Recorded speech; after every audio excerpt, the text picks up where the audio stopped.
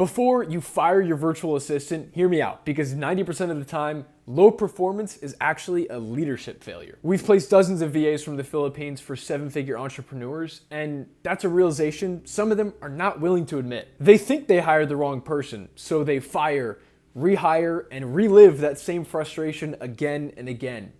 But what if your hiring wasn't the issue? Today, I'll show you the exact system I built over the last 3 years to turn a bad VA into a team member you never want to lose. If you're the kind of founder that sets the bar high for your team, this will keep it there. I'm Zach, I'm the founder of Talented. We place ops talent from the Philippines for 7- and 8-figure entrepreneurs. We have our own Amazon store that does $1 million a year in revenue, and I've been hiring from the Philippines since 2021. So there's a couple expenses associated with having a low-performing VA on my team. The first is my time, because I spend it on fixing mistakes or just straight up doing the work myself. Next is retention, because the top-performing VAs on my team do not want to be around that mediocrity. Then it's my money, because I have their wasted salary and the opportunity cost of not having the right person in the role. And then my focus, because my creative energy is consumed by management. I got tired of all these costs building up, so this system puts the right pressure in the right places. When I'm faced with low performance, there's 3 things I do, 3 steps I take. The first is diagnosing the root issue, what's causing this. Then applying the right fix, and then measuring the shift. Am I going to lean in or let go? Now, the first thing I have to come to terms with is that low performance is in some way my fault. It's a reflection of my systems. Now, for the purpose of this video, we will assume that we hired right, which I have plenty of other videos talking about that if not. But here we're shifting from why aren't they doing it right to where am I falling behind? I will have founders come to me and talk about how poor their VA is doing lately, how they can't keep up. And I'll listen. And my first response is always, have you told them this? 100% of the time, the answer is no. When we see low performance, we vent and we micromanage. We hope that they'll read between the lines and somehow figure it out. And of course, nothing changes. The version of me that started this business would not be proud of that, so I have to change that. Which means I have to diagnose the root of the problem. It's either they don't know how, they don't want to, or they can't. Don't know how is a knowledge gap. It usually is in the form of missing steps and the output being wrong.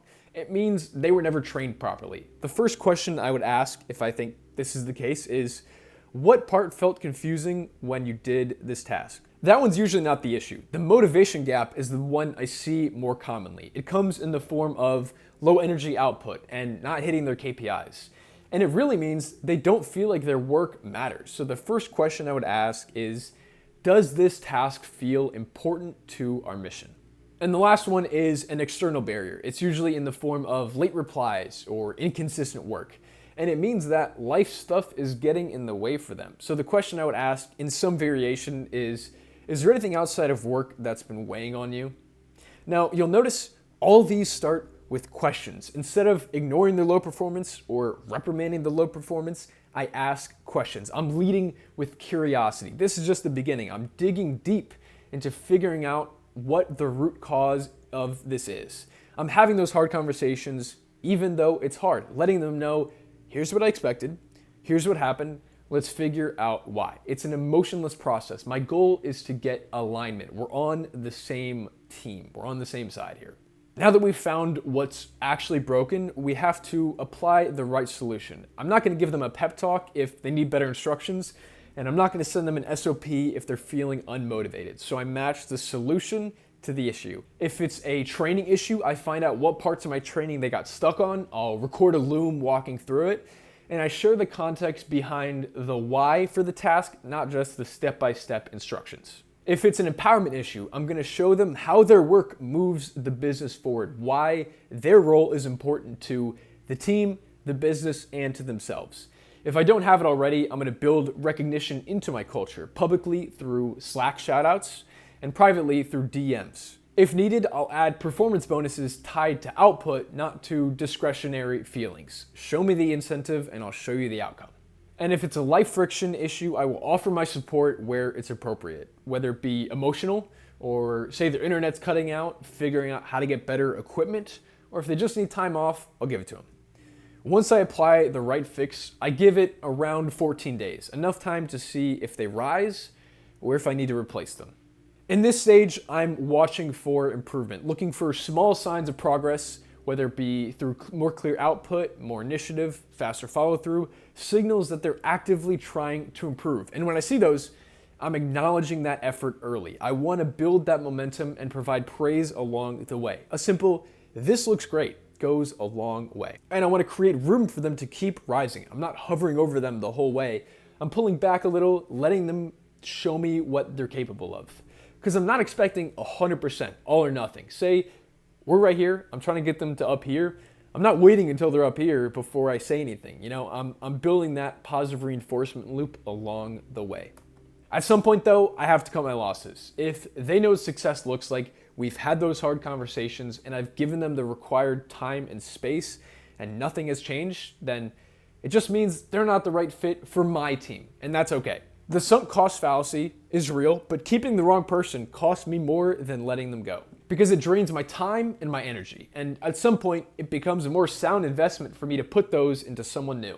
The 14-day reset plan starts off with phase 1 of clarity. I'm auditing myself. Did I give clear outcomes, context, and feedback? Then I'm bringing it up directly with them and without blame, leading with curiosity, getting aligned. Then I'm asking questions to identify what the roadblock is. What part was unclear? Was anything slowing you down? What could make this easier for you? Then applying the fix based on what we diagnosed. So if it's a knowledge gap, improving my training. If it's a motivation gap, reconnecting the work to the mission, recognizing their effort. And if it's an external barrier, providing my support. Phase 3 is where we observe and decide. I look for momentum, signs of buy-in, effort, ownership, progress. If they're improving, I'm going to reinforce that fast through praise. If they're flat, we move on. Too many entrepreneurs choose inaction when they have a low-performing VA. They wait for them to magically improve, but that's not you. Because the longer you wait, the more underperformance becomes your new normal. But the moment you stop avoiding and start leading, you will see a shift. Will some rise to your standard? Yes. Will some need to go? Also yes. But either way, you win because you're no longer stuck in that gray area. Your VA's performance is a reflection of your leadership. And the good news is, you can control that. So have the hard conversation, fix the issue, or make the call to move on. You did not build your business through mediocrity, so don't let it stop you now. If you enjoyed this video, then you'll enjoy this one too. It's my full 2-week process on hiring from the Philippines that we use for all of our clients. I appreciate you watching the end, and I'll see you in the next video.